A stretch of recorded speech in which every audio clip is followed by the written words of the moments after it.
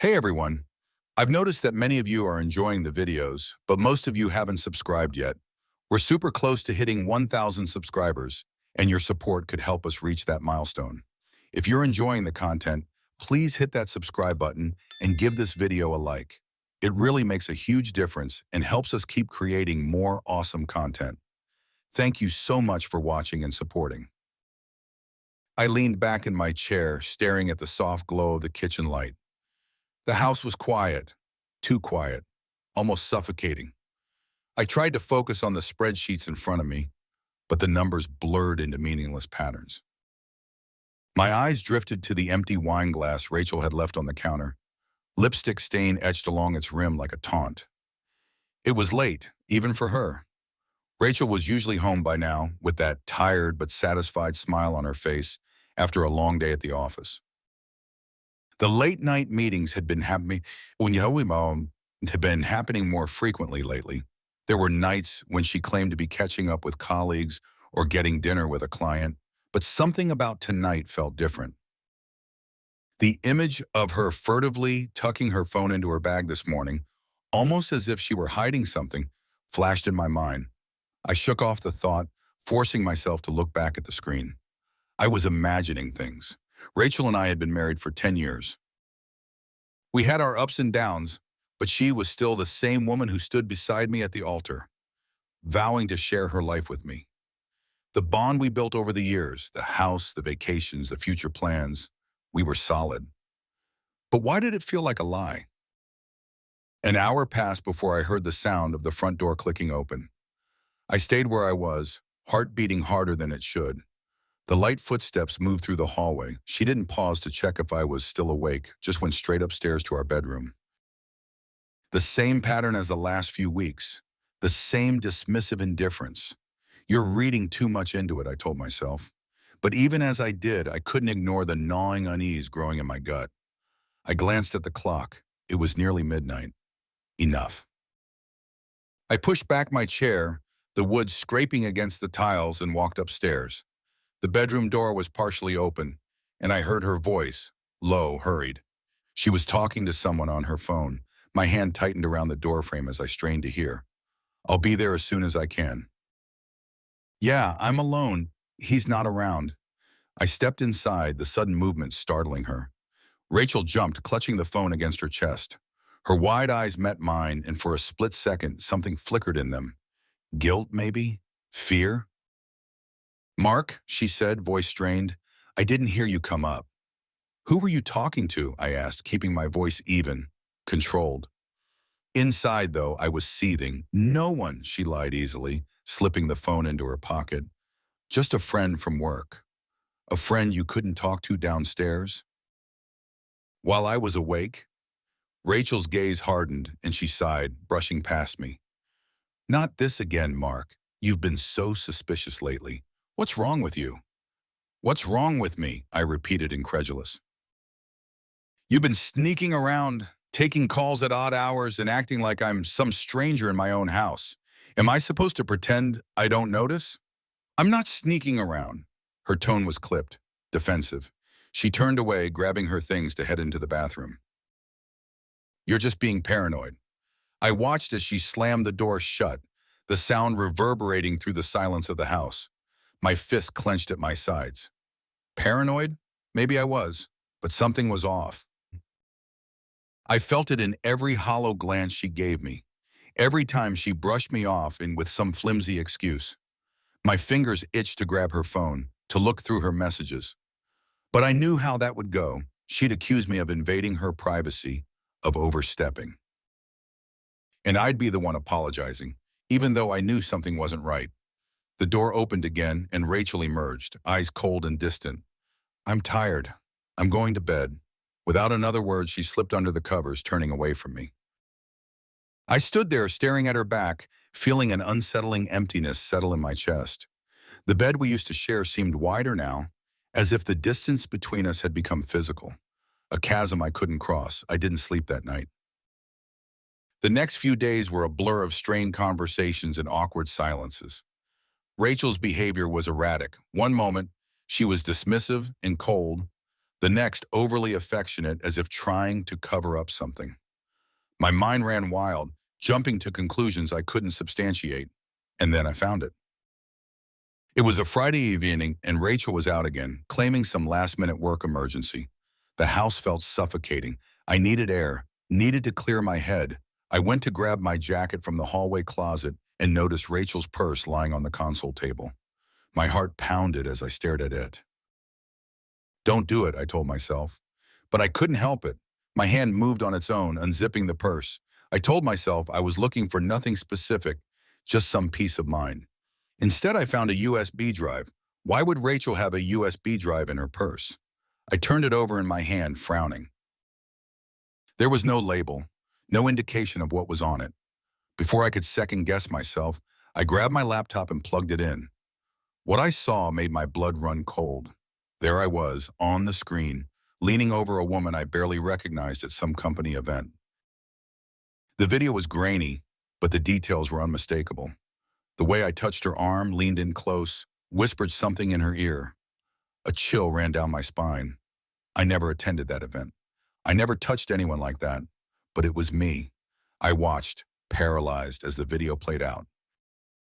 A conversation, one I couldn't remember, leading to a kiss that never happened.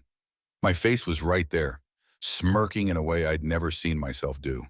The implications were staggering. No, I whispered, shaking my head. This couldn't be real.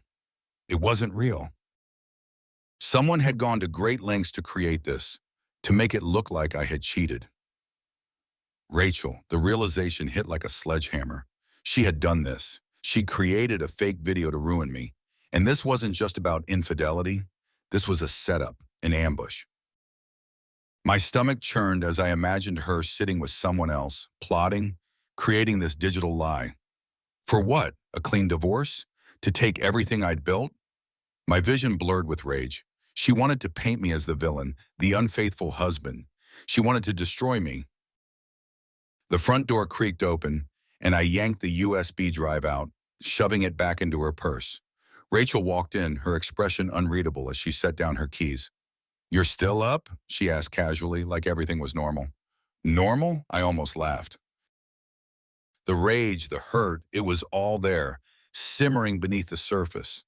But I bit it back, forcing a smile. "Yeah," I said softly, keeping my voice steady. "Just catching up on some work." Rachel nodded absently, walking past me and up the stairs without a second glance. The betrayal burned in my chest, a searing pain that made it hard to breathe. I followed her silently, watching as she slipped into bed again, as if nothing had changed. But everything had. I stood there, looking down at the woman I thought I knew, feeling a mixture of grief and fury. "Fine, Rachel. You want to play dirty? You want to take me down? You have no idea who you're messing with." My thoughts spun in a chaotic loop, alternating between disbelief and fury. How could Rachel do this? The betrayal cut deeper than anything I'd ever imagined. Not only had she lied and schemed behind my back, but she'd fabricated evidence to destroy me. She wanted to erase me, turn me into some unrecognizable monster that the world would despise. And she almost succeeded. The realization that she was playing with my life, so cavalierly, so maliciously, settled like a weight on my chest. My mind was a battlefield, overwhelmed by doubt and anger, questions firing one after the other. How long had this been going on? What else had she done that I didn't know about? Had I missed more signs? My phone buzzed on the table, its screen lighting up with a name I hadn't seen in months. Leo. I hadn't spoken to my brother in ages. Ever since his hacking incident, our lives had drifted apart. But seeing his name now felt like a lifeline. Leo wasn't just a hacker. He was a genius with technology. If anyone could help me unravel this, it was him. I hesitated for only a second before picking up. "Leo, it's Mark." "Mark," he answered, his voice rougher, more guarded than I remembered. "It's been a while. You okay?" "No," I breathed. "I'm not." The words poured out in a torrent, the raw anger and confusion I'd been suppressing erupting all at once. I told him everything, about Rachel, the video, the accusations, and the utter certainty that she was setting me up. I left nothing out, not even the hatred that simmered just below the surface. Leo stayed silent, absorbing it all. When I finally stopped, the silence on the other end stretched uncomfortably long. I could almost hear him processing the information, weighing his response. "Mark, you're sure it's a deep fake?" he asked quietly. "You're not misremembering anything?" "Damn it, Leo, you know me," I snapped, frustration boiling over. "I've never cheated on Rachel. Hell, I barely remember talking to women at those company events. But the video, it looks real. Too real." Another pause, then a deep sigh. "All right, I'll help you. Send me the file." My heart pounded as I attached the video to an email and hit send. This was it. Leo would be able to dissect it, prove it was fake, and show me who was behind this nightmare. As I waited for his reply, I realized I hadn't thought about what would come next. Even if Leo proved it wasn't real, would it be enough? Rachel had built an entire narrative around my supposed infidelity. People believed her. They wanted to believe her. The laptop pinged, jolting me out of my thoughts. Leo's message was brief and to the point. "I'm in. This is high-level stuff, Mark. The way the facial mapping is done, it's almost perfect. But I'll find the cracks. Give me a few days." A surge of gratitude and hope coursed through me. Finally, I had someone on my side. "Thank you, Leo," I replied. "I owe you." "No," he said softly. "You don't owe me. But if what you're saying is true, they've just opened a war they won't win." The call ended, leaving me alone in the darkened kitchen.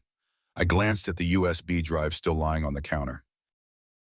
My fingers twitched with the urge to destroy it, to obliterate any trace of that vile fabrication. But I resisted. It was my only proof for now. Days passed in a blur of anxiety and sleepless nights. Rachel's behavior didn't change. She was detached, almost mechanical. It was like she'd mentally checked out of our marriage long before she'd started this campaign against me. She went through the motions, cooking dinner, making small talk, but the connection we once shared was gone, replaced by a hollow, stilted politeness. I tried to engage her, to prod her, but she brushed off every attempt. The facade of civility felt like a straitjacket, tightening with every strained smile, every disingenuous "How was your day?" And then, like a bolt of lightning, Leo called. His tone was electric, charged with urgency. "I've got it," he said, breathless. "Mark, you are not going to believe this." "What did you find?" I demanded, gripping the phone so tightly my knuckles turned white. "It's a goddamn masterpiece, I'll give them that." The deep fake was crafted using thousands of images of you, every angle, every expression. They used AI to stitch it together, layer by layer. This isn't just some amateur work. It's a coordinated effort. Someone knew exactly what they were doing. "Rachel?" I whispered, bile rising in my throat. "Rachel and someone else." I traced the metadata and found a trail leading back to a video editing studio registered to a Kyle Whitaker. Know him? I didn't, but a quick search revealed everything I needed to know. Kyle Whitaker, up-and-coming indie filmmaker, known for his digital effects and editing skills. And judging by the countless photos of him and Rachel arm in arm on social media, their relationship went far beyond business. The betrayal slammed into me again, a fresh wave of nausea and rage. I scrolled through the pictures, Rachel laughing at some rooftop bar, leaning into Kyle's touch, his hand possessively resting on her waist. My wife, the woman I devoted 10 years to, had replaced me so seamlessly, so effortlessly, and now they were trying to ruin me. "Leo," I said slowly, my voice steely, "how do we prove it?" Leo's chuckle was low and dangerous. "We don't just prove it, Mark. We expose them. We make them pay." He walked me through the plan, a meticulous, detailed strategy that would unravel every thread of Rachel and Kyle's scheme. It wasn't going to be easy. They'd covered their tracks well, but Leo had uncovered enough hidden files, altered timestamps, encrypted messages between Rachel and Kyle that we could build a case. We'd turn the tables. Instead of me being the one exposed, they would be. I'm going to need time to set this up, Leo said. We need to be precise. Any mistake, and it's over. How long? A few weeks, maybe more, he answered. But when it's done, they won't know what hit them. I glanced at Rachel as she moved through the living room, her gaze distant, as if I didn't exist. Fury simmered under my skin. Do it! Whatever it takes. The next few weeks were a blur of clandestine meetings with Leo, careful planning, and icy interactions with Rachel. My brother sent me encrypted emails detailing his progress, proof of Rachel's involvement, evidence of Kyle's handiwork. Every new revelation was a knife twisting deeper, but it also strengthened my resolve. Rachel had moved out, citing space and time to think, but I knew the truth. She was setting the stage for the divorce, probably waiting for the right moment to drop the papers. Every day, I prepared myself for the inevitable. And then, like clockwork, it happened. My phone buzzed with a notification from my company's legal team. They were suspending me pending an investigation into the video that had leaked. My breath hitched. It was real. The moment of reckoning was here. The fallout was swift and brutal. Emails and calls from colleagues and friends flooded in. Expressions of disappointment, disbelief, disgust. People I'd known for years, trusted, all turned their backs on me without a second thought. The power of a fabricated lie. Rachel wasted no time issuing a public statement about our irreconcilable differences and how she couldn't condone my behavior anymore. She moved into Kyle's apartment the next day. The narrative they'd created was perfect. She was the victim, the wronged wife seeking solace with someone who truly understood her. But they'd made one mistake, underestimating my will to fight. I watched, biding my time as my life crumbled around me. I let the whispers and stares wash over me. Let them think I was defeated, because once Leo completed our plan, Rachel and Kyle would be the ones staring down the abyss. The day finally came when Leo sent me the final piece of our strategy. Everything was set. I stared at the file, feeling the adrenaline surge. It was time to go on the offensive. I stood outside Rachel's new place, phone in hand, staring up at the cold glass facade of the apartment she now shared with Kyle. For a brief moment, doubt flickered. Was this really me? Was I really about to take this step? To destroy her as she'd tried to destroy me? But then I remembered the video, the lens, the contempt in her eyes as she watched me unravel. And just like that, my resolve hardened. I sent Leo the signal. It was time to unleash hell. The weeks that followed blurred together in a whirlwind of strategy sessions and calculated moves. Leo and I worked tirelessly to construct the perfect trap. Every conversation, every piece of evidence we found only fueled my determination to take down Rachel and Kyle. I was no longer interested in simply clearing my name.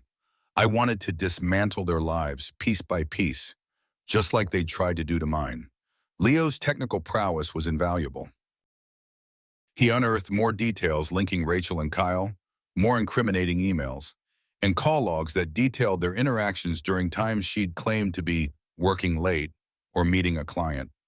It was sickening how deeply intertwined their lives had become, but it also gave us the ammunition we needed. One late night, after Leo had sent me another encrypted message revealing Kyle's professional background, I found myself staring at a photo of him on my laptop screen.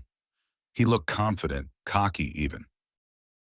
His face was all angles and smirks, his eyes shining with the same arrogance I'd come to recognize in Rachel's gaze whenever she spoke about him. This was the man Rachel had chosen over me, a nobody filmmaker with delusions of grandeur. It made me wonder, why him? Why risk everything we'd built for a relationship with a man who could never offer her the stability, the security that I did? And then it hit me. Their ambitions weren't just personal, it was professional. Rachel wasn't in love with Kyle, she was using him. He was her puppet, a tool she wielded to destroy me and, in turn, to elevate them both. "Mark, you still there?" Leo's voice crackled through the phone, breaking my thoughts. I realized I'd been silent for too long. "Yeah, I'm here, just piecing it together," I muttered. "Well, I've got something else for you," Leo continued. Rachel's not just going for divorce. She's been speaking to a corporate lawyer, a guy named Frank Lee, and from what I've gathered, she's planning to make a move on your assets. She and Kyle while you're gunning for your shares in the company, claiming that your affair and subsequent firing have damaged the business's reputation. They want to frame it as a breach of contract, forfeiting your ownership. The blood drained from my face. They're trying to take everything. Exactly, Leo confirmed grimly, and that's where Kelly comes in. Kelly Marks was an old friend of ours from college, now a PR consultant with a reputation for being both ruthless and brilliant. If anyone could help control the narrative and spin this to our advantage, it was her. We'd already looped her into our plan, and she was more than willing to help. She knew the power of public perception, and she had a particular disdain for manipulative schemers like Rachel. Send me everything you have, I told Leo. I'll call Kelly and get her up to speed. Within an hour, I was sitting in Kelly's Manhattan office, a sleek, minimalist space that reflected her no-nonsense approach. She glanced up from her laptop as I walked in, her expression a mix of sympathy and determination. Mark, she greeted, gesturing for me to sit. Leo's been keeping me updated. I've got to say, this is some next-level deception. Tell me something I don't know, I replied bitterly, sinking into the leather chair. She leaned forward, her eyes sharp. I will, because you're not going to just fight back. You're going to win. We're going to make Rachel and Kyle look like the frauds they are, and then we'll take everything they've ever wanted. Kelly's plan was aggressive but effective. First, we'd lure Kyle into a trap, an invitation to present his film at a prestigious festival. It was the kind of opportunity he'd jump at, especially with his growing desperation for recognition. Kelly would create a convincing backstory, a fictional talent scout interested in his work, an invitation that seemed both exclusive and legitimate. Once Kyle took the bait, we'd set up the next phase. During his presentation, we'd reveal the truth about his and Rachel's conspiracy. With Leo's digital wizardry, we'd showcase how they doctored the video, manipulated evidence, and destroyed my reputation. It would be public, it would be undeniable, and it would leave them both with nowhere to hide. Are you sure he'll take the bait? I asked Kelly as we finalized the details. He's got to know something's up.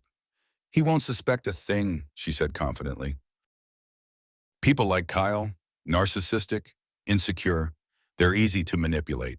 Dangle something shiny in front of them, and they forget to look at what's holding the string. And Kelly was right. Within days, Kyle responded to the fabricated email with enthusiasm, eager to present his groundbreaking work at the Faux Festival. I almost laughed when I read his response, filled with grandiose language and self-congratulation. He thought he was finally getting his big break. He had no idea it would be the last time anyone took him seriously. The next few weeks passed in a tense blur. Leo and Kelly worked in tandem, refining every aspect of our trap. I remained in the background, focused and resolute. There was no room for error. Rachel had grown bolder in her public statements, feeding the media with stories of my indiscretions and Kyle's supposed support during her difficult time. It was sickening the way she painted me as a villain, while the man who helped destroy my life stood by her side, beaming like some gallant knight. But their arrogance would be their undoing. The day of Kyle's presentation arrived like the calm before a storm. I stayed in the shadows, letting Kelly and Leo handle the logistics. Leo set up a secure feed, allowing us to watch everything unfold in real time. Kyle arrived at the venue, dressed in a tailored suit that was almost laughably over the top. He strutted into the hall, shaking hands with actors, directors, and critics, all people Leo had carefully vetted and informed about the nature of the presentation. He began his speech with a flourish, waxing poetic about his artistic vision and groundbreaking techniques. I watched, jaw clenched, as he played the part of the visionary filmmaker, completely oblivious to the trap we'd laid. And then Leo gave me the signal. With a single keystroke, Leo hijacked the presentation's main screen, displaying a montage of emails and files we'd recovered, evidence of how Kyle and Rachel had conspired to ruin me. The audience gasped as the display shifted, revealing frame-by-frame breakdowns of the deepfake video. Leo's technical expertise shone through, exposing every manipulation, every digital lie they'd constructed. Kyle's face drained of color. He stumbled over his words, trying to regain control, but it was too late. The truth was out there, glaring and undeniable. The room erupted into chaos, journalists scribbling furiously, critics shaking their heads in disbelief. It was time for the final blow. Kelly, who'd been posing as an interested studio executive, stood up. "Kyle, would you care to explain how you and your partner created this?" Kyle froze, his mouth opening and closing like a fish out of water. His gaze darted frantically around the room, but there was no escape. And then, like a drowning man clinging to a piece of driftwood, he did the only thing that his cowardice allowed. He threw Rachel under the bus. "She made me do it," he blurted out, his voice cracking. "Rachel, she planned it all. She said she'd leave me if I didn't help. I just wanted to help her get free of him." The room fell silent as his words hung in the air. I felt a surge of grim satisfaction. There it was, proof in Kyle's own voice that Rachel had orchestrated everything. I could almost imagine her expression as she watched this unfold, her carefully constructed life crumbling to pieces in front of her eyes. Kyle's confession spread like wildfire. Within hours, it was all over the news, with headlines blasting Rachel's name alongside words like manipulation, fraud, and conspiracy. She tried to deny it, of course, claimed Kyle was lying, that she had no knowledge of his actions. But it didn't matter. The damage was done. The legal team she'd hired dropped her. Friends and colleagues distanced themselves, the same people who'd eagerly supported her when she was the wronged wife.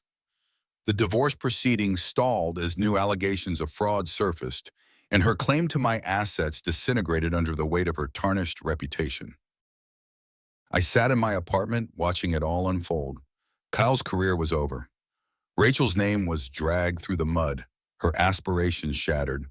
Leo and Kelly's efforts had paid off spectacularly. I should have felt triumphant, satisfied that justice had been served. But as I stared at the headlines, a hollow emptiness crept in. The taste of victory was bitter, tinged with something darker. I'd won, but at what cost?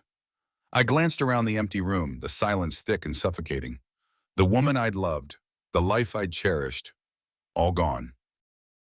I'd destroyed Rachel and Kyle, but in doing so, I'd become someone I barely recognized. I closed my eyes, leaning back in my chair. The plan had worked, but it didn't feel like a victory. The satisfaction was fleeting, evaporating in the aftermath of destruction. This wasn't over yet, not by a long shot. I stared at the screen, replaying Kyle's confession over and over. His voice, panicked, desperate, rang in my ears like a twisted lullaby. "Rachel made me do it," he'd said. "She planned everything." It was more than I'd hoped for, a raw admission that stripped Rachel of any remaining veneer of innocence. She'd built her entire lie on the premise of being a victim. But now her own lover had thrown her to the wolves. But there was one part that didn't sit right. Rachel's motives were far more sinister. Leo's words echoed in my mind, raising questions I hadn't yet dared to confront. The way Kyle had turned on Rachel so easily, the complete lack of hesitation, it was almost as if he'd expected to betray her. Had Rachel set up Kyle too? Was she playing him from the start? I rubbed my temples, staring at my phone, unsure whether to push forward or step back. Leo's latest findings suggested that Kyle was merely a pawn in Rachel's grander scheme, not a willing accomplice. It complicated everything. If Rachel had manipulated Kyle, then she wasn't just a cheater or a liar. She was a predator, preying on the weak to serve her own agenda. "Hey, you okay?" Leo's voice pulled me from my thoughts. He stood in the doorway of my study, his expression guarded. "Yeah," I muttered, but the uncertainty must have shown on my face because he walked in, closing the door behind him. "What's bothering you?" I hesitated. "If what you're saying is true and Rachel used Kyle, she's a bigger threat than we realized.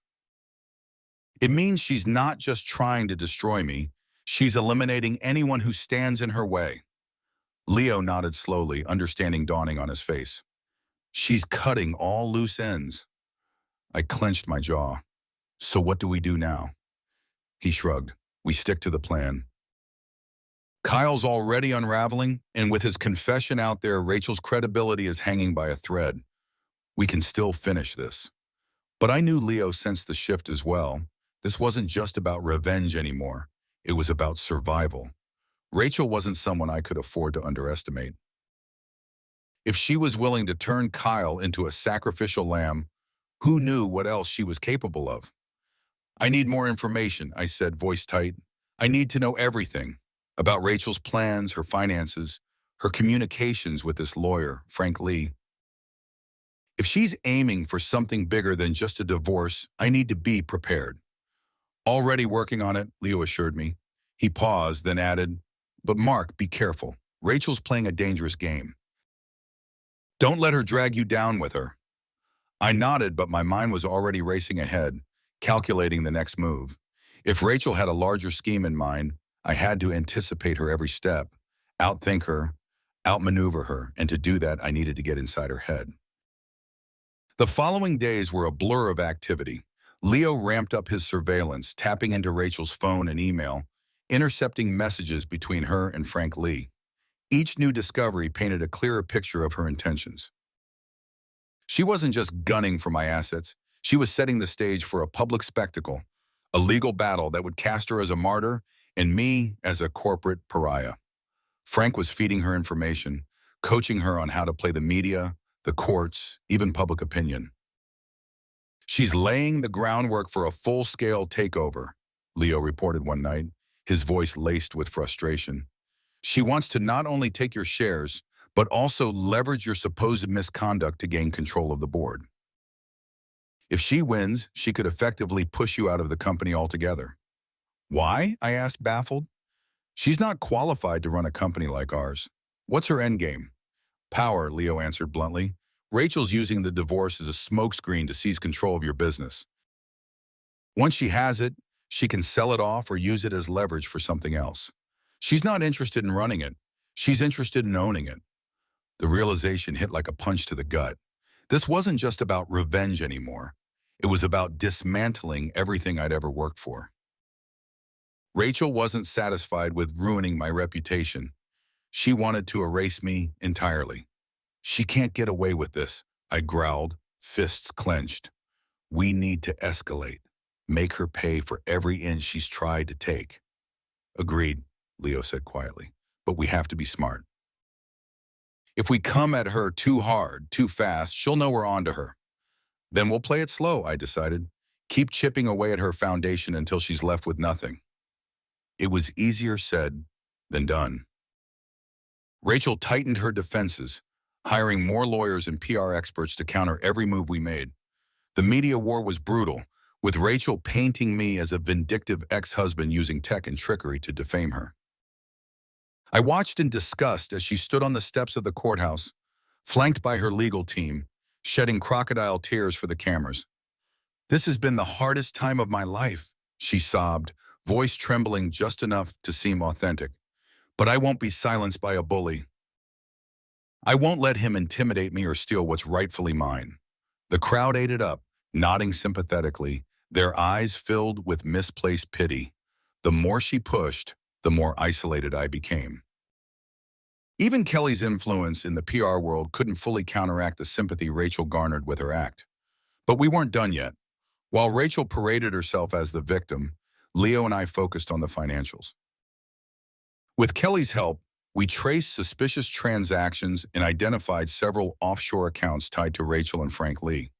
There were deposits that didn't add up, large sums funneled through shell companies with no clear origin.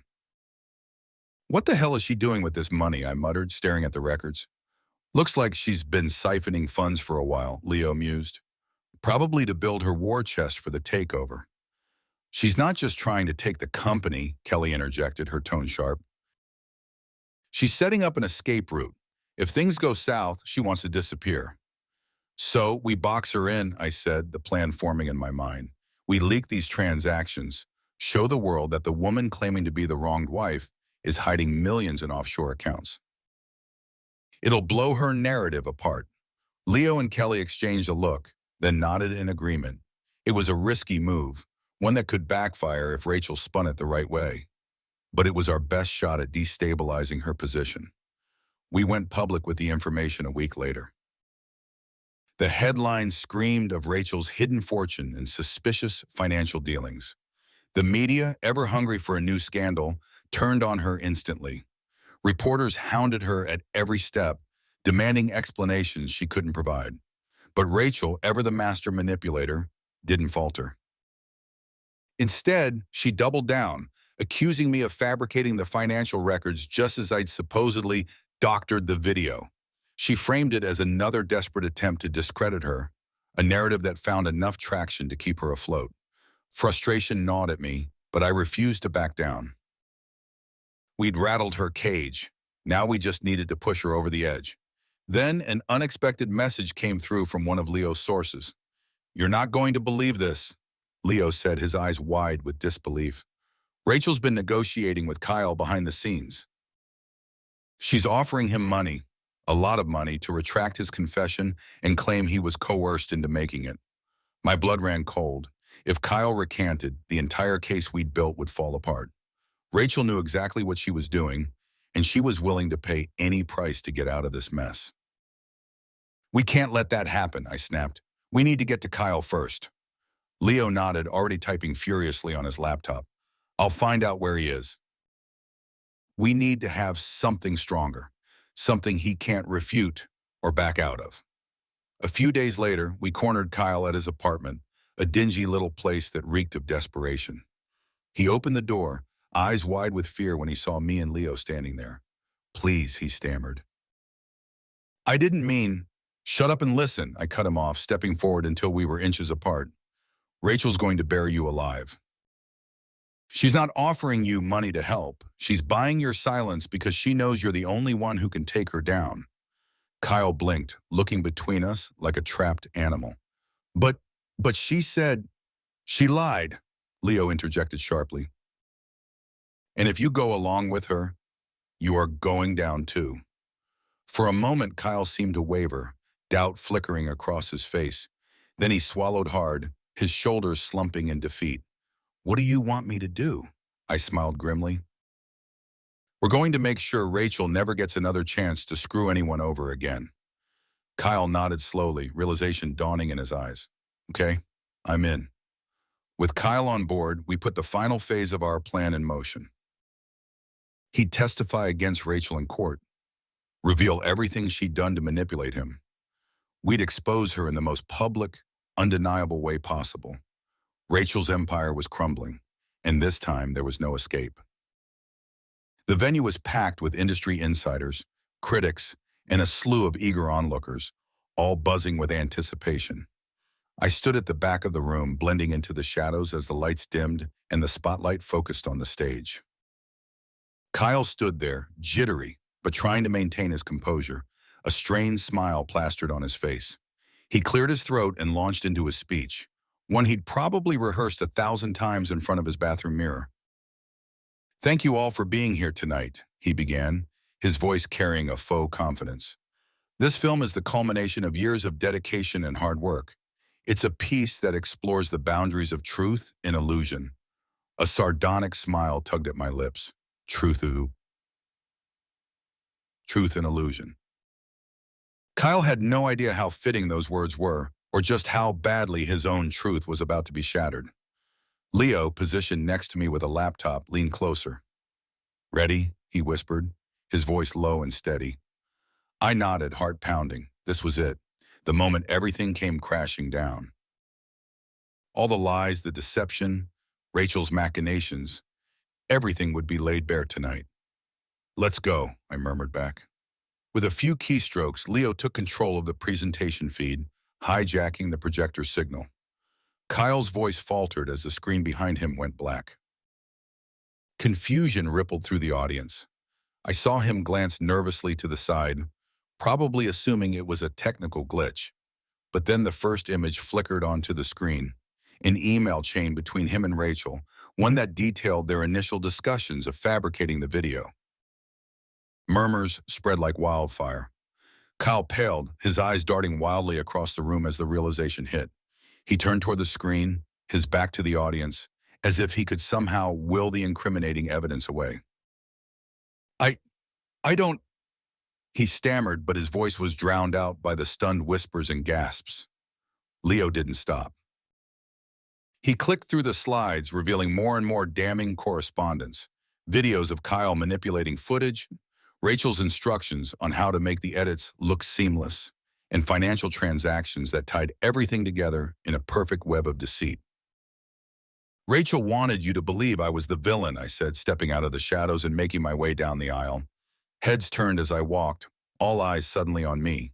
Kyle's expression was one of pure terror. But here's the truth for everyone to see. "Who the hell are you?" someone shouted from the front row. "What's going on?" I ignored them and continued my slow, deliberate approach. The closer I got to the stage, the more tightly wound Kyle's expression became, as if he were a cornered animal. "My name is Mark Davis," I said, my voice carrying over the chaotic whispers. "The man Rachel and Kyle tried to destroy with lies and deceit." Kyle opened his mouth, but no words came out. He looked like he wanted to disappear, to melt into the floor. But I wasn't here for him. I was here for her. "Rachel, why don't you join us?" I called out, scanning the audience. My eyes locked on her as she stood near the exit, dressed in a sleek black dress, trying to keep a low profile. She'd hoped to observe this triumph from the sidelines without being dragged into the spotlight. "Mark, what are you doing?" she hissed, stepping forward, a mask of calm slipping over her face. But I could see the fury and fear burning just beneath the surface. "I'm giving everyone the truth," I said coolly. "The truth about how you manipulated Kyle into creating a fake video, how you framed me to take control of everything I built." I gestured to the screen where Leo had paused on a particular email thread. Rachel's precise, methodical instructions to Kyle on how to ruin my life. "That's absurd," she snapped, her voice rising in panic. "None of this is real. You're fabricating all of it, just like you fabricated those bank records." I laughed, the sound harsh and humorless. "You really don't know when to stop, do you, Rachel?" I turned to the audience, who were riveted, phones raised, recording every second of this train wreck. "Ladies and gentlemen, I'm not here to ask for sympathy. I'm here to expose the truth. Rachel Davis and Kyle Whitaker colluded to create a deep fake video of me, one that nearly cost me everything." Rachel's jaw clenched, her eyes narrowing to dangerous slits. "This is slander, Mark. I'll have you arrested for this." "No," I interrupted, voice cold. "What you'll do is watch as I show the world exactly who you are." Leo hit play on the final video file, and Kyle's confession blared through the speakers. The audience went dead silent as his voice, full of desperation and fear, filled the room. "She made me do it," Kyle's voice crackled. "Rachel planned the whole thing. She knew exactly how to frame him. I just wanted to be with her. I didn't think it would go this far." A sharp intake of breath rippled through the audience. Rachel's face went white, then red, a crimson flush spreading across her cheeks as everyone turned to look at her. This is a setup," she shrieked, voice shrill. "He's lying. He's trying to ruin me." But there was no denying what they'd heard. I glanced at the journalists in the front row, some of whom were already typing furiously into their phones. Rachel's carefully constructed world was crumbling, and there was nothing she could do to stop it. "You destroyed your own life, Rachel," I said quietly. All I did was make sure everyone saw it. She stood frozen, mouth working soundlessly. Her gaze flicked to Kyle, who looked utterly defeated, shoulders hunched like a man waiting for a guillotine to drop. And in that moment I saw it, the realization in her eyes that she had lost. Truly and completely. The rest of the night unraveled in a blur of raised voices and stunned disbelief. Security escorted Rachel and Kyle off the stage, while Leo and I slipped out through the back, unnoticed amid the pandemonium. The weight I'd carried for months lifted slightly, but it wasn't the relief I'd expected. There was no catharsis, no sense of triumphant vindication. "Hell of a show," Leo murmured as we made our way to the car. "She's finished." I nodded, but my gaze was distant. Yeah, but so am I. What do you mean? Leo's brow furrowed. You won, Mark. You cleared your name. You destroyed them. I looked at him, searching for the right words. I wanted revenge, and I got it. But in the process, I became just as twisted and ruthless as they were. There's no going back from that. He didn't reply, just watched me silently as I processed the bitter truth. The crowd outside the venue swarmed, cameras flashing, journalists shouting for statements. But I had nothing left to say. Not to them, not to Rachel, not even to myself. I climbed into the car, staring out the window as the city lights blurred by. I'd destroyed Rachel and Kyle, left them with nothing but the ashes of their own ambition and deceit. I should have felt victorious. Instead, all I felt was hollow. Take me home, Leo, I said quietly. I'm done. Leo nodded, the car pulling away from the chaos I'd left behind. I leaned back, eyes closed, trying to remember who I was before this all began. But that man, Mark Davis, the man who once trusted, who once loved, was gone, and I wasn't sure if I'd ever get him back. The weeks following the confrontation felt like a blur. Headlines screamed about the scandal. Rachel Davis exposed in shocking plot to frame ex-husband. Disgraced filmmaker admits to fabricating evidence. The world had finally seen Rachel and Kyle for who they truly were. There was no escaping it now. Yet, as the dust settled and the news cycle moved on, I found myself staring at the aftermath, trying to process the emptiness left behind. Rachel's empire crumbled faster than I'd expected. Her lawyers dropped her, distancing themselves from the wreckage of her ruined reputation. The board at my company, once eager to cut ties with me, now struggled to recover from the scandal of having believed her lies. My shares were reinstated and a formal apology was issued, but the words felt hollow. Winning back my position had been my goal at one point, but now I didn't want it anymore. One evening I stood on the balcony of my apartment, watching the city lights blur into a kaleidoscope of colors. New York had always been a place of ambition for me, a battleground where I'd fought for success. Now it felt different, smaller, suffocating, as if I'd outgrown it, or maybe it had outgrown me. Mark, you sure you're okay? Leo's voice brought me back. He'd been staying with me since the confrontation, offering his silent support. But tonight there was concern in his tone that I hadn't heard before.